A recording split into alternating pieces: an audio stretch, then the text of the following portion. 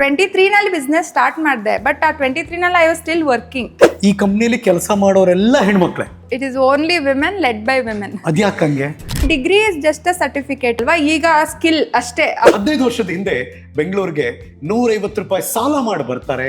ಇವತ್ತು ಬೆಂಗಳೂರಿನಲ್ಲಿ ಹತ್ತತ್ರ 2 ಕೋಟಿ ಟರ್ನ್ ಓವರ್ ಬಿಸ್ನೆಸ್ ಮಾಡ್ತಿದ್ದಾರೆ. ಫಸ್ಟ್ 1 ಇಯರ್ ನಾನು ಫೌಂಡರ್ CEO ಅಂತ ಎಲ್ಲೂ ಹೇಳ್ದೇನೆ ವರ್ಕ್ ಮಾಡಿದ್ದೆ. ನಾನು ವರ್ಷದಲ್ಲಿ 2 ಕೋಟಿ ಟರ್ನ್ ಓವರ್ ಮಾಡುವಂತಹ ಬಿಸ್ನೆಸ್ ಯಾವ್ದದು? ಇಂಗ್ಲಿಷ್ ಮೀಡಿಯಂ ಅಲ್ಲಿ ಓದ್ಬೇಕನ್ನೋ ಆಸೆ ತುಂಬಾ ಇತ್ತು, ಬಟ್ ಇಂಗ್ಲಿಷ್ ಮೀಡಿಯಂ ಅಫೋರ್ಡ್ ಮಾಡಕ್ಕೆ ಆಗ್ತಾ ಇರ್ಲಿಲ್ಲ ನಮ್ಗೆ. ಕಾಲೇಜ್ ಡೇಸ್ ಗಳು ಬಂದ್ಮೇಲೆ ಏನ್ ಆಂಬಿಷನ್ಸ್ ಗಳು ಏನ್ ಶುರುವಾಗಿತ್ತು? ಆ ತರ ಕ್ಲಾರಿಟಿ ಕೊಡೋಕೆ ನನ್ನ ಸುತ್ತಮುತ್ತ ಆ ಎನ್ವಿರಾನ್ಮೆಂಟ್ ಕೂಡ ಇರ್ಲಿಲ್ಲ. ನಾನು ನಮ್ಮ ಸ್ಕೂಲಲ್ಲಿ 10th ಅಲ್ಲಿ ನಾನು ಟಾಪರ್ ಆಫ್ ದ ಬ್ಯಾಚ್. ಅಪ್ಪ ಅಮ್ಮ ನಾನು, ನಮ್ದು ಚಿಕ್ಕ ಫ್ಯಾಮಿಲಿ ಅಷ್ಟೇ.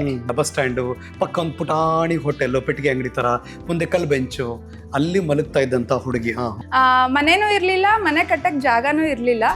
ಅಂದ್ರೆ ಆ 300 ಅಲ್ಲಿ ಹಬ್ಬನೂ ಮಾಡ್ಬೇಕು, ನನಗೆ ಬಟ್ಟೆನೂ ಕೊಡಿಸ್ಬೇಕು. ಅವರಿಗೆ ಅದು ಒಂಥರ ಅತಂತ್ರ ಪರಿಸ್ಥಿತಿ. ಆಮೇಲೆ ರಿಯಲೈಸ್ ಆಗ್ತಾ ಬಂತು, ಇದು ಸಾಲ ಮಾಡಿ ಕೂಡ ಮಾಡ್ತಾ ಇದ್ದಾರೆ, ನನಗೆ ಗೊತ್ತಾಗ್ತಾ ಇಲ್ಲ. ಅದು ಎಚ್ ಡಿ ಕುಮಾರಸ್ವಾಮಿ ಅವ್ರ ವ್ಯವಸ್ಥೆ ಬಂದಾಗ ಏನಾಯ್ತು ಅಂತ, ನಮ್ದು ಗುಡಿಸ್ಲಿಗೆ ಬೆಂಕಿ ಬಿದ್ಬಿಟ್ಟು ನಮ್ದು ಫುಲ್ ಹೋಟೆಲ್ಲೇ ಹೊರಟೋಗ್ಬಿಟ್ಟು ಫುಲ್. ನೀವು CM ಇಂದ ಕಲೆಕ್ಟ್ ಮಾಡ್ಕೋಬಹುದು, ತಹಶೀಲ್ದಾರ್ ಆಫೀಸ್ ಅಂತ ಕಲೆಕ್ಟ್. ದೇವ್ರ ವರ ಕೊಟ್ರು, ಪೂಜಾರಿ ವರ ಕೊಡಲ್ಲ. ಅದು ತುಂಬಾ ನಿಜ. ಕಾಲಿಗೆ ಬಿದ್ಬಿಟ್ರು ನಮ್ಮ ಅಪ್ಪ ಫುಲ್ ಅಳ್ಕೊಂಡು. ಅಪ್ಪಂಗೆ ಒಂದು ಕಾನ್ಫಿಡೆನ್ಸ್ ಇತ್ತು, ನನ್ನ ಮಗಳಿಗೆ ನಾನು ಕೊಟ್ಟಿರೋ ಯಾವ ಫ್ರೀಡಮ್ನು ಮಿಸ್ಯೂಸ್ ಮಾಡ್ಕೊಳ್ಳಲ್ಲ ಅನ್ನೋದು ಗೊತ್ತಿತ್ತು. ಯಾರೋ ಸಾಲಗಾರರು ಬಂದು ಅಪ್ಪನ ಹಿಂಸೆ ಕೊಡ್ತಿದ್ದಾರೆ ಅಂದ್ರೆ ಕೇಳ್ತಿದ್ದಾರೆ ಅವ್ರ ದುಡ್ಡನ್ನ. ಅದು ಒಂದು ಟರ್ನಿಂಗ್ ಪಾಯಿಂಟ್ ಆಕ್ಚುಲಿ. ಅವರ ಬದುಕಿನಲ್ಲಿ ಒಂದು ದೊಡ್ಡ ಶಿಫ್ಟ್ ಆಗುತ್ತೆ.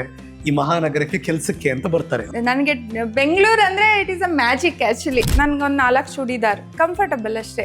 ಒಂದು ದೊಡ್ಡ ಕಂಪ್ನಿಗಳ ಜೊತೆ ಟೈ ಅಪ್ ಮಾಡ್ತೀನಿ, ದೊಡ್ಡ ಕಾನ್ಫರೆನ್ಸ್ ಗಳನ್ನ ಅಟೆಂಡ್ ಮಾಡ್ತೀನಿ, ಈ ತರದ್ ಯಾವ ಕಲ್ಪನೆನೂ ಇಲ್ಲಮ್ಮ. ಬಟ್ ನನಗೆ ಒಂದು ವರ್ಡ್ ಕೂಡ ಇಂಗ್ಲಿಷ್ ಮಾತಾಡಕ್ ಬರ್ತಾ ಇರಲಿಲ್ಲ. BPO ಅದಲ್ಲಿ ಕೆಲಸ ಮಾಡ್ತಿದ್ದೀನಿ ಅಂದ್ರೆ ಅಂಡರ್ ಎಸ್ಟಿಮೇಷನ್ ಜಾಸ್ತಿ. ಎಲೆಕ್ಟ್ರಿಕಲ್ ಓದಿದ್ದೀನಿ, ಯೂಸ್ ಆಗ್ತಾ ಇಲ್ಲ.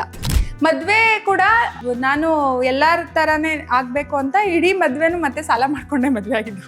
ಸ್ಟ್ರೈಕ್ ಆಯ್ತಾ ಅಂದ್ರೆ ನಾನೊಂದು ಕಂಪ್ನಿ ಮಾಡ್ಬೇಕು ಅಂತ? ಅವಾಗ ಐ ರಿಯಲೈಸ್ಡ್, ಓಕೆ, ಸೊ ನಾನು ಇದನ್ನ ನನ್ನ ಸ್ಕಿಲ್ನ 3 ಕಂಪ್ನಿ ಕೇಳ್ತಾ ಇದೆ. ಒಂದು ರಾಂಗ್ ಹೈರ್ ನೀವು ಮಾಡಿದ್ರು ಕೂಡ ಪ್ರಾಬ್ಲಮ್ ಆಗುತ್ತೆ, ಒಂದು ರೈಟ್ ಪರ್ಸನ್ ನ ಸ್ಮಾಲ್ ರೀಸನ್ ತೆಗೆದ್ರೂ ಕಂಪ್ನಿಗೆ ಪ್ರಾಬ್ಲಮ್ ಆಗುತ್ತೆ. ನಿಮ್ ಕಂಪ್ನಿ ಏನ್ ಮಾಡುತ್ತೆ ಆಕ್ಚುಲಿ? ಒಂದು ಕಂಪ್ನಿ ಅಥವಾ ಎನಿ ಬಿಸ್ನೆಸ್ಗೆ ರೆವಿನ್ಯೂ ತುಂಬಾ important. Sales and marketing are the heart and soul of the company. ತುಂಬಾ ಪೋರ್ಟಲ್ಸ್ ಇದೆ, ತುಂಬಾ ಪ್ಲಾಟ್ಫಾರ್ಮ್ಸ್ ಇದೆ, ಫ್ರೀ ಆಗಿರೋದು ಇದೆ, ಆದ್ರೆ ಗೈಡೆನ್ಸ್ ಇಲ್ಲ. ನನಗೆ ಹೆಲ್ತ್ ಇಶ್ಯೂಸ್ ಆಯಿತು, because I was so greedy to work ಮಾಡಬೇಕು. ನಂದು ಬ್ಯಾಡ್ ಟೈಮೋ ಏನೋ ಗೊತ್ತಿಲ್ಲ, ಆ first tablet it started threatening my life. Doctor ಹೇಳಿದ್ರು either it can be TB ಇಲ್ಲ ಕ್ಯಾನ್ಸರ್.